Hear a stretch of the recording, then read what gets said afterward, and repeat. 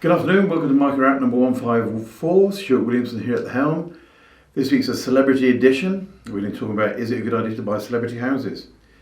We're also going to talk about the positivity that rightmove reports for the UK, that inflation is falling and that the IMF is giving the UK economy the thumbs up.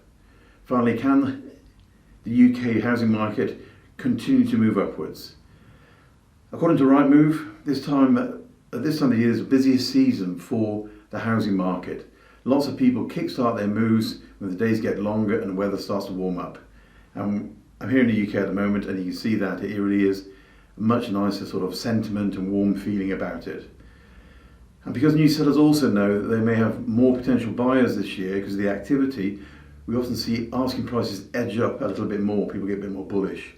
Normally 1% according to rightmove, but they've actually seen it go up by 2% this month, 1.8% to be exact, in May, and it's pushed up asking prices to 372,894. This larger than normal monthly increase follows lots of negative speculation about what might happen in the housing market so far this year. Again, we hear lots of comments here about how it's not going to, things are going to fall by 40% at the end is nigh. Same towards the end of 2022. So it's great to see this positivity, really positive. Okay. There was uncertainty around what could happen as a result of the UK's economy in the wider context, and also how that might affect house prices, plus what's going on with mortgage rates. But this month, rightmove has seen demand from potential home buyers continue to exceed the levels during the same period before the pandemic, with 3% more people inquiring to view properties for sale. Their property expert, a guy called Tim Bannister, says this month's jump in new seller asking prices looks like a belated reaction and a sign of increasing confidence from sellers, as we'd usually see a big monthly increase later on in the spring season. One reason for this increased confidence may be that the gloomy start to the year predictions for the housing market have not eventuated. What's much more likely also is that the market will continue to move and transition to a more normal market rather than the frenetic activity that happened during COVID. So what's happening regionally? Regionally, as you can see from the graph here, Scotland's the strongest performer at 4.9% for the year, followed by the North West, East Midlands, West Midlands, all about 2%. The only fall was the North East, which wasn't too hot for them. The IMF also came out and gave the UK economy a thumbs up, saying that they expect GDP to grow by, I think, 0.7%, before going up to 1% and 2% in the following years, as opposed to a recession last year. So we're not going to have a recession, according to the IMF. They also say that stamp duty is a bad thing, so do try and catch up with that if you can.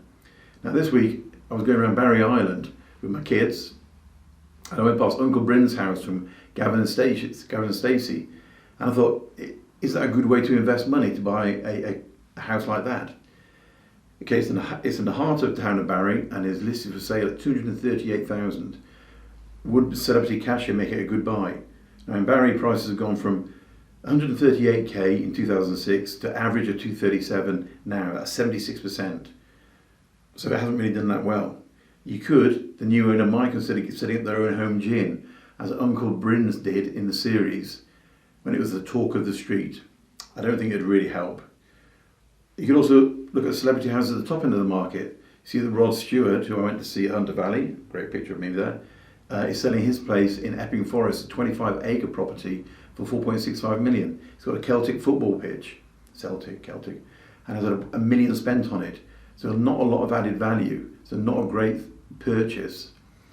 We believe it's best to stick to the simple philosophy of BRRR, or buy in a developing region, or buy something that you can make money in on your way in. Now BRRR is buy, renovate, remortgage, rent out. Buy something you can make money on, which is buy in a risky location. I mean, I bought in Hackney, when it was a war zone. I've spoken to people about buying in West Bromwich at the moment. They say it's a war zone. Perhaps that's not a bad idea.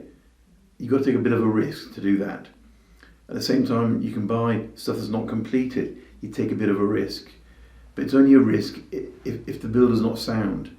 And as long as you look at the track record and the history of them, which is what we do for our clients, then you don't have that problem. So BRRR, buy, renovate, remortgage, rent out. Buying emerging markets, I mean, you could say the same, buy in Myanmar and perhaps make a lot of money. and you may well do, but there's a lot more risk in Myanmar than there is in West Bromwich. So BRR, buy in emerging markets, or buy a below market value property, or buy a property that's cheap at the moment because it's not completed perhaps. Those sort of things. Take some risk, make some money, making money on the way in. And if you'd like to hear more about this sort of stuff, and you're in Dubai this coming week, on the 31st of May, we're doing a talk at the Capital Club in a DIFC. So far there's about 70 people booked to come along.